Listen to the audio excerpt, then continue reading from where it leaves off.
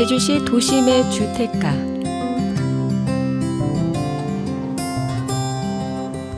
아파트 상가 모퉁이에 눈길을 끄는 공간이 있는데요. 식물 가게입니다.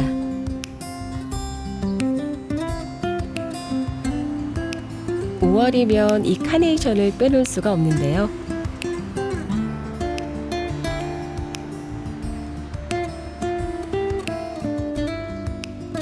가게 곳곳에 봄이 가득합니다.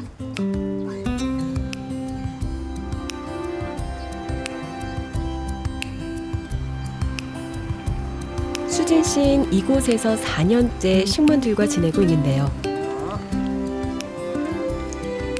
사람과 식물을 잇는 문화교육 활동에 힘을 쏟고 있습니다.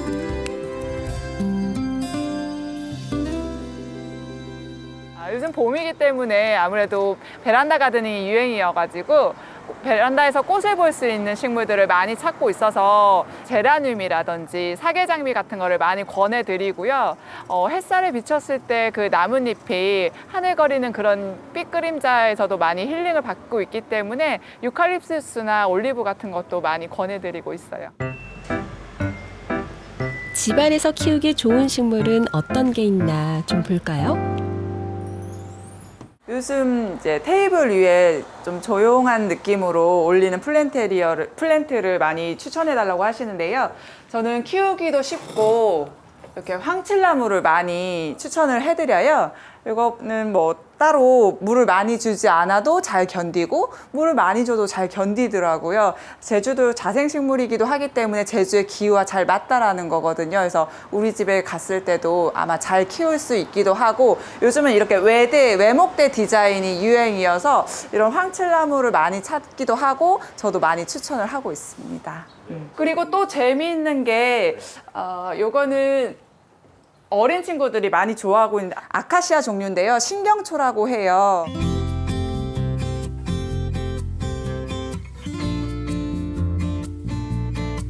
신기하게도 잎이 움직이네요.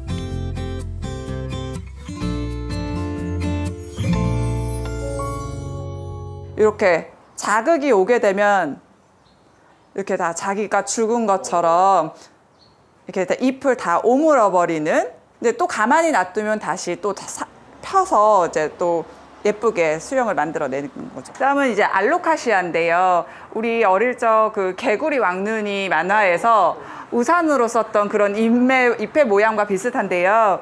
이 알로카시아는 뿌리는 마르게 키워 주셔야 돼요. 이 기둥 안에 자기가 수분을 많이 가지고 있기 때문에 물이 적어도 체내에 자기가 수분을 갖고 있기 때문에 물을 많이 주지 않는 방법이고, 그러나 실내 식물 같은 경우는 약간 고온 다습한 환경으로 키워야 되기 때문에 잎은 촉촉하게, 뿌리는 조금 건조하게 키워주셔야 잘 클 수 있어요. 이번에는 식물들을 성공적으로 키울 수 있는 관리법을 알아볼까요?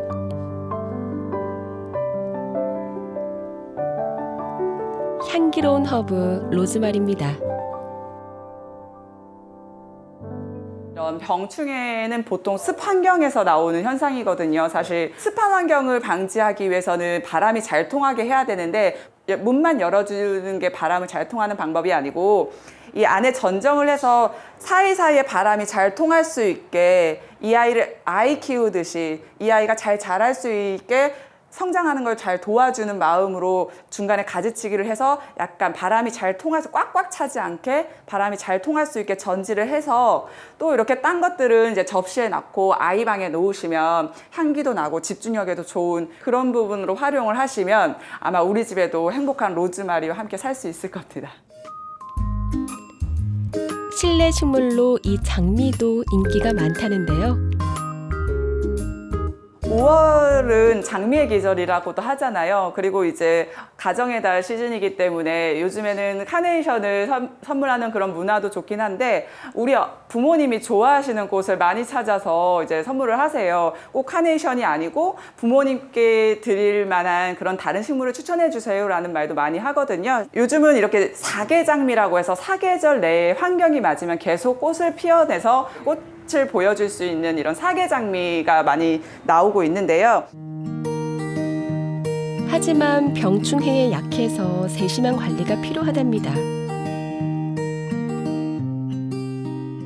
이것도 밖에서 커야 되는데 이제 안으로 들어오는 거기 때문에 우리가 그 환경을 조금 만져줘야 되는 거고, 보통 사계장미를 예뻐서 들여오면 흰가루병에 많이 힘들어 하세요. 그 흰가루병 역시도 환경에 의해서 그런 습한 환경 또는 건조한 환경, 이렇게 밸런스가 맞지 않았을 때 생기는 병인데요. 흰가루병이 걸리면 잎에 하얀 반점이 생기고 전체로 번지는데요. 곰팡이에 의한 감염병입니다. 식물을 베란다라든지 해서 샤워기로 일단 탈락을 시켜주셔야 돼요. 흰가루들을 탈락을 시켜주시고, 바람을 쐬서 그 물기를 건조해 주시는데, 그런 거를 계속 반복하다 보면 흰가루병이 없어지더라고요. 물론 그런 흰가루병 처방 약이 있긴 한데, 사실 저는 그런 약을 쓰는 걸 별로 좋지 않아서 그냥 우리가 할 수 있는 만큼 최대한 노력을 해보고, 그 후에 되지 않았을 때는 약을 조금 타서 준비해보기도 하는데요. 그래도 또 생긴다 하면 이 정도 분무기가 되는 거에 우리 주방세제 있잖아요. 주방세제를 한 번 정도만 살짝 펌핑을 해서 희석을 시켜가지고 뿌리셔요. 이 정도. 약간 약을 치는 느낌 정도 이렇게 뿌려주시면 3시간 정도, 4시간 정도 있다가 깨끗한 물로 샤워를 시켜주면서 씻겨주시면 거의 제가 봤을 때는 80%는 해결이 되었었고요. 관리가 까다롭지 않으면서도 색다른 즐거움을 주는 식물도 있는데요. 이번에는 식물 초보들에게 좋은 식물 기르는 방법을 하나 소개시켜 주려고 하는데요. 수경식물, 이제 물에서 키우는 식물은 너무 재미없으니까 이번에는 물고기와 식물을 함께 키우는 방법 한번 소개해 봐 드릴게요. 이렇게 어항을 먼저 준비를 해 주시고요. 꾸밈돌을 준비했습니다. 이건 이제 산소 발생기. 이거는 식물을 심을 플랜트예요. 자, 꾸밈돌을 깔아줍니다.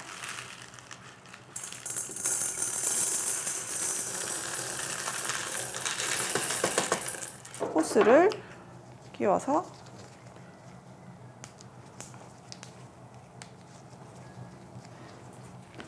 여기 구멍이 나와 있거든요. 이 구멍으로 호스를 빼시고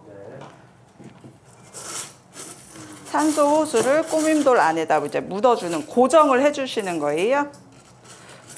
고정을 해주시고 여기 산소 발생기에다가 연결을 해주시면 어항 제작은 완성이 되어 있는 거고요. 이거는 아스파라거스 나누스라고 해서 이제 고사리과인데 키우기 쉬운 식물 중에 하나예요. 사실 수경식물을 할 때 다른 식물들도 거의 모든 식물이 가능하다는 거. 일단 수경식물이기 때문에 흙이 물에 섞이면 물의 수질이 좋아지지 않기 때문에 흙을 최대한 풀어주는 걸로 할게요.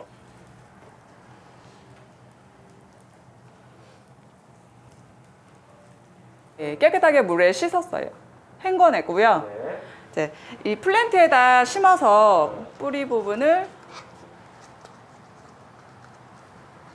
살살살살 해서 뿌리가 최대한 다치지 않게 하셔가지고 이제 고정을 해야 되잖아요.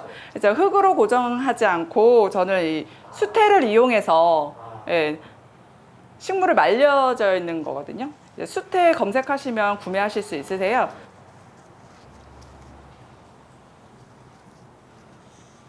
저는 그게 궁금했어요. 그걸 어떻게 고정하지? 이렇게 수태로 누르셔도 되고요.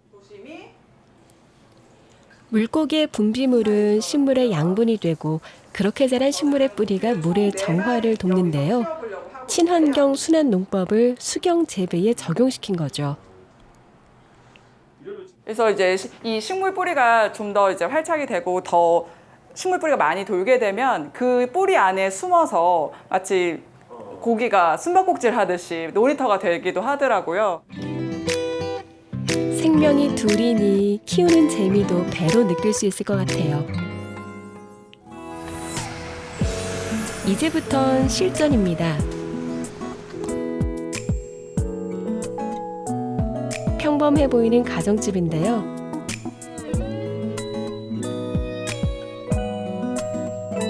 그런데 구석구석에 눈에 띄는 것들이 있습니다. 바로 초록초록한 이 녀석들이죠.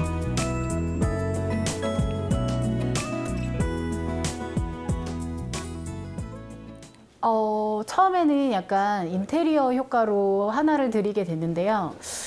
애가 이제 자라는 걸 보다 보니까는 좀 욕심이 나더라고요. 네, 하나씩 이제 추가로 제가 드리게 됐어요. 물을 줘야 되겠다 생각해. 지난해 식목일에 심은 올리브 나무도 있는데요. 아, 그런데 뭔가 이거는 문제가 언제 있나 나오는 봅니다. 거예요? 오늘 거의 1년이 되어서 와 봤는데 지금 사이즈가 많이 커져 있지는 않아요. 제가 생각했던 사이즈보다. 그런데 이게 이런 잎을 보니까 좀 말려 있기도 하고 지금 이쪽 부분만 많이 웃자라 있는 상태이기도 하거든요. 이렇게 잎이 떨어졌던 가지를 그대로 놔두셨는데 보기 좋지 않잖아요. 이게 좋지 않은 부분은 잘라주셔서 정리를 하셔가지고 좀 더 깨끗하고 예쁜 올리브 나무 수영으로 정리를 하면 될 것 같고요. 이렇게 죽은 가지인 줄 알았는데 이렇게 새순이 올라오고 식물 있잖아요. 초보에겐 어디를 이제 잎이 어떻게 커지게 잘라야 되면 할지 여기에 이제 잎이 막막하고 가득 차게 고민스러운데요. 되겠죠. 새순이 올라오고 있잖아요. 여기서 이제 잎이 커지게 되면 여기에 이제 잎이 가득 마른 가지들은 제거를 하는 게 좋을 것 같고요. 이렇게 가지치기를 하면 다른 쪽에서 새순을 낼 때 또 에너지를 좀 더 집중할 수 있어서 이쪽으로 와서 한번 봐보세요. 처음에 봤던 그 웃자라서 아까워서 못 잘랐던 그거를 정리하니까 좀 더 정리가 되어 있는 네. 느낌이시죠? 식물을 건강하고 아름답게 키우려면 가지치기가 필수. 실내라고 예외는 아닙니다. 올리브 나무도 이제 다습한 환경을 만들어줘야 하기 때문에 이런 분무 활동을 많이 해주시면 좋아요. 따뜻한 지중해가 원산인 올리브남은 습도 관리가 중요한데요. 저는 물만 주면 되는 줄 알았는데 선생님이 이 분무가 제일 중요하다고 하시더라고요. 그래서 이제 그 다음에는 배웠으니 이제 실천을 했었는데 부지런해졌어요. 식물에 의미를 두게 되면 네. 식물을 되게 많이 아끼게 되기 때문에 식물과 같이 생활하게 되는 거죠. 그러면서 이제 긍정적인 이런 메시지를 많이 전달을 받게 되더라고요. 알로카시아입니다.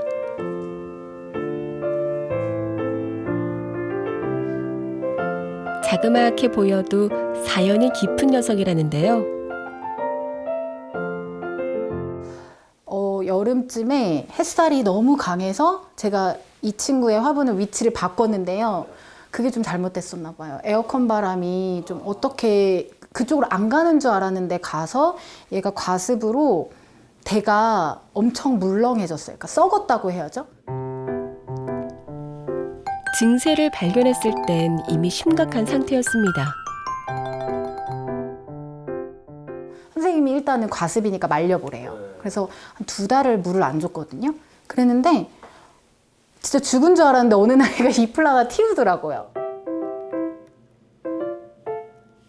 수개월 만에 다시 살아난 초록 식구.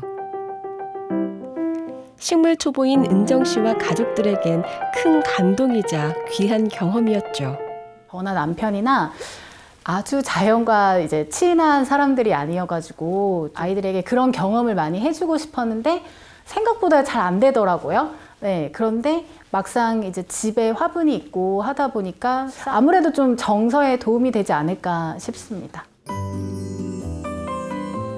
정원은 바깥에만 있는 게 아닙니다. 안에서도 얼마든지 식물을 키울 수 있는데요.